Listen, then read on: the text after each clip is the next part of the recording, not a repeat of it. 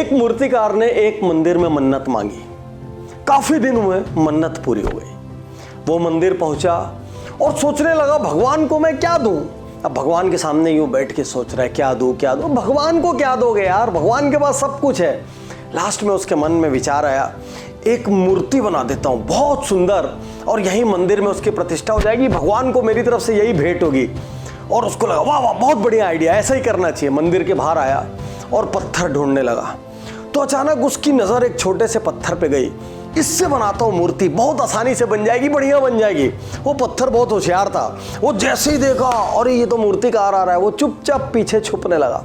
मूर्तिकार ने उसको ढूंढ लिया और उसको निकाल के बोला वाह वाह इसमें बहुत सुंदर मूर्ति आएगी। और ठक ठक जैसी शुरू किया, पत्थर रोने लग गया, मुझे छोड़ दो, मुझे तकलीफ मत दो, मुझे कष्ट मत दो। और मजबूरी में मूर्तिकार को बेचारे को दूसरा पत्थर ढूंढना पड़ा।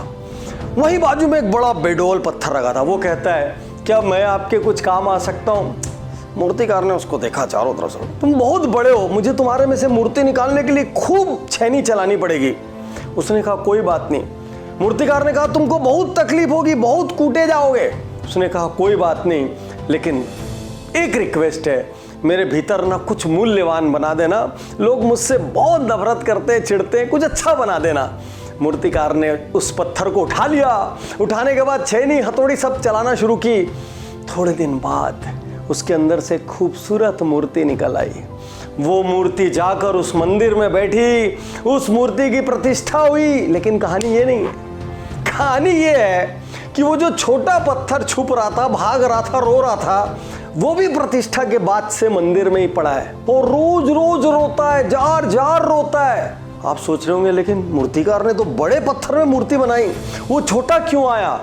हुआ यूं कि जिस दिन पूजा होनी थी, अचानक किसी को ध्यान आया अरे नारियल फोड़ने के लिए भी तो कोई पत्थर चाहिए। और तुरंत बाहर से उसको उठाकर लाके, छोटा सा पत्थर है, और उस मूर्ति के पास रख दिया। डेली उसके ऊपर भक्त मार मार के नारियल फोड़ते हैं और हर दिन हर क्षण वो पीड़ा में रहता है। और आज उस बड़े पत्थर की सब पूजा करते हैं, अभिषेक करते हैं, फूल चढ़ाते हैं।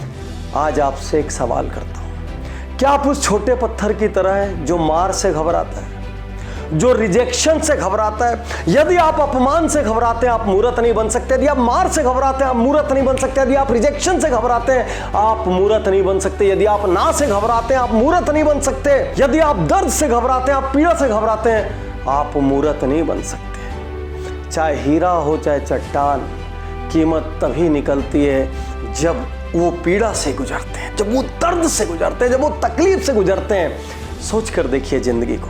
यदि आप स्टाफ हैं, क्या आप ओवर टाइम से घबराते हैं? क्या आप नया सीखने से घबराते हैं? क्या आप प्रतिस्पर्धा से घबराते हैं? क्या आप चैलेंज से घबराते हैं? क्या आप नया प्रयोग करने से घबराते हैं? अरे घबराएंगे तो बड़े कैसे बनेंगे। और पीछे छुप के बेवकूफ़ बना रहा था ना वो पत्थर, जो भी बेवकूफ़ बना रहा है। यदि आप एक स्टूडेंट हैं, आज आप अपने टीचर को बेवकूफ़ बना के, पेरेंट्स को बेवकूफ़ बना के सोचते वाह मैंने तो शानदार काम कर दिया। अरे एक दिन कभी तो सच का सामना करोगे। यदि आप एक स्टाफ हैं, आपने काम चोरी करी, कुछ टाइम पास किया, न्याय नहीं किया अपने काम के साथ, आज भले आपके बॉस को पता न चले, मैनेजमेंट को पता न चले, लेकिन जिंदगी तो अपनी है। जब जब आप सोचते हैं मैंने किसी और को बेवकूफ़ बनाया, तब तब आप खुद को बेवकूफ़ बनाते हैं। जब जब आप सोचते हैं अरे मैं पीड़ा से बच गया, अरे मैं मेहनत से बच गया, मैं धूप से बच गया, अरे मैं चैलेंज से बच गया, प्रतिस्पर्धा से बच गया, आप बचे नहीं, आपने अपने फ्यूचर को डैमेज कर दिया। क्योंकि आप वो प्रोडक्ट हैं जो टेस्ट ही नहीं हुआ, क्योंकि आप वो प्रोडक्ट हैं जिस पर स्ट्रेस नहीं। आज आपसे कहना चाहता हूं, आगे बढ़कर चुनौतियां लीजिए, आगे बढ़कर अपमान लीजिए, क्योंकि अपमान के बाद ही सम्मान होता है। भले अपनी ईगो हर्ट हो, लेकिन चैलेंजेस स्वीकार कीजिए। भले छोटा बनना पड़े कुछ देर के लिए, लेकिन सीखिए हर इंसान गवाह है। दुनिया की किसी भी सक्सेस स्टोरी को उठा लीजिए, बिना दर्द के कोई सक्सेस स्टोरी नहीं बनी। यदि आप पेरेंट हैं और आप अपने बच्चों को छेनी हथौड़ी की मार नहीं दे रहे हैं, यदि आप उनको डिसिप्लिन नहीं दे रहे हैं, यदि आप उनको बड़ी गिफ्ट देने के पहले स्ट्रगल नहीं करा रहे हैं, तो आप एक कमजोर, दब्बू, भीरू, डिसीजन लेने में पीछे हटने वाला बच्चा बना देंगे।